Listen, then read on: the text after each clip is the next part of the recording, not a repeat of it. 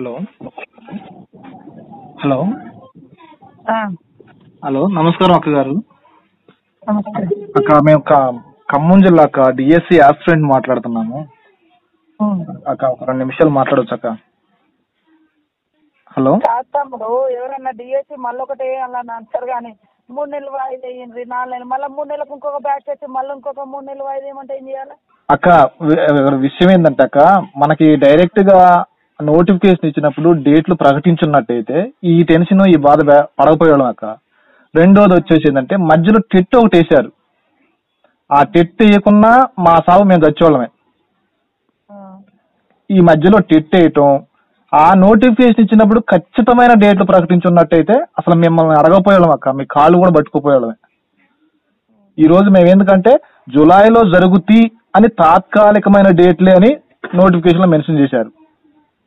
ఉమ్.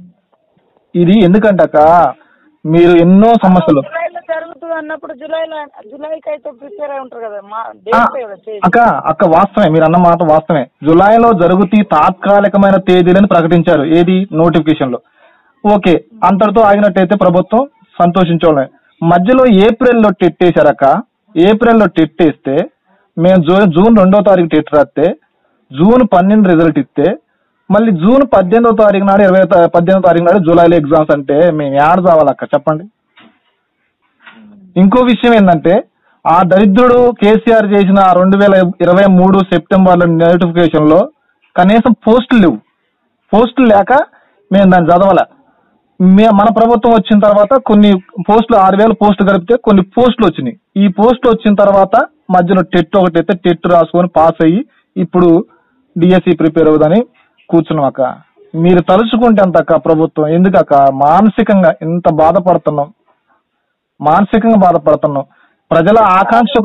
10 ఏళ్ళ నుంచి చదువుకొని ఉండి ఉద్యోగాలు రాక వాళ్ళ ఏజ్ అయిపోయి వాళ్ళందరూ మీకు ఇంకొక డిఎస్సి కూడా ఛాన్స్ ఉంటుంది కానీ మరి వాళ్ళ ఏజ్ అయిపోతే వాళ్ళ బతుకులు వాళ్ళు అక్క మా ఏజ్ అయిపోతుంది అక్క. నేను 3 నెలలు అనేది 3 నెలలు అనేది ఒక 3 నెలలే కాదు. ఇప్పుడు ఈ దాదాపుగా మళ్ళీ ఈ ఇయర్ టీచర్లు ఎవరు ఉండరు, ఇక మళ్ళీ నెక్స్ట్ జూలైలో టీచర్లు వస్తారు ఇక. అక్క లేదక్క, మేమేమన్నామంటే మాకు 3 నెలలు వద్దు, 45 రోజులు ఇవ్వండి. యాజ్ పర్ గవర్నమెంట్ రూల్స్ 45 రోజులు ఇవ్వండి.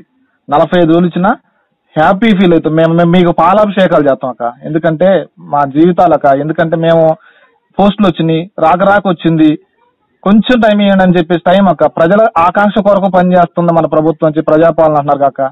మేము మా ఆకాంక్ష ఒకసారి మీరు పోలు పెట్టండి.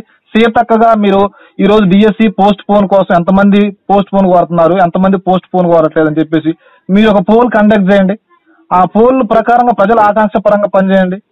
మేము కాదంటలేదు. ఇప్పుడు ఏంటంటే అక్క, మేము మీరు ఏ విధంగా పెట్టినా రాస్తాం, కానీ ఎంత మనుషులు ఎంత తిట్టుకుంటూ రాస్తారంటే అది మీరే ఆలోచించండి అక్క. ఎందుకంటే వచ్చిన ప్రభుత్వాన్ని 10 ఏళ్ల పాటు మళ్ళీ మీరు చల్లగా ఉండాలి, మంచిగా పరిపాలించాలి, మళ్ళీ మీకు మేము సపోర్ట్ చేయాలి అన్న ఆలోచనతోటి మేము ఉన్నాం అక్క. ఇప్పటికీ మీ మీద గౌరవం. ఎందుకంటే ఇంకో విషయం ఏంటంటే మీరంటే ఇంకా మాకు చాలా అభిమానం కూడా.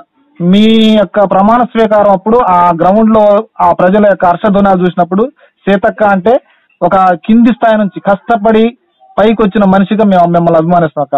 ఆ పేద కుటుంబాలక్క మాయి, మారుమూల పల్లె గ్రామాలు, ఖమ్మం జిల్లాలో పేద కుటుంబాలు మాయి, రోజు పని చేసుకొని పోతేనే బతికే కుటుంబాలు. ఇద్దరం భార్యాభర్తలు పెళ్లి చేసుకున్నాం, ఇద్దరం భార్యాభర్తలు ప్రిపేర్ అవుతున్నాం. కనీసం కొన్ని రోజుల పాటు ఇద్దరు ఎవరికైనా జాబ్ వచ్చినా గానీ మా జీవితాలు మారుతాయనే ఆలోచన అక్క. రెండోది ఏమీ లేదక్క. కానీ ఇక్కడ ప్రిపేర్ అయ్యేది కూడా ఆ పోస్టుల కోసం అక్క. జాబ్ వచ్చిందని మా తల్లిదండ్రులు ఒక జాబ్ వచ్చిందని ఆశ. సరే మాట్లాడుతున్నా మీటింగ్